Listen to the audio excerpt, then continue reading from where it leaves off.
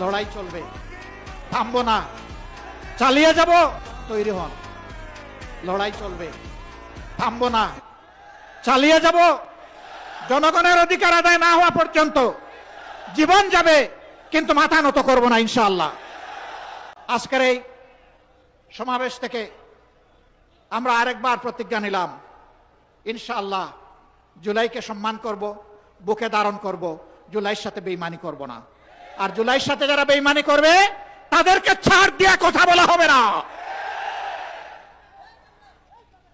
বিশেষ করে যুবকদেরকে অনুরোধ করব, তৈরি হন। বলবেন আর কতবার জীবন দেব?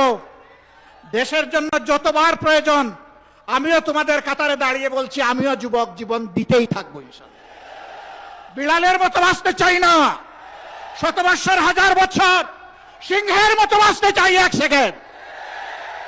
এর মাঝে আর কোনো কম্প্রোমাইজ হবে না ইনশাআল্লাহ।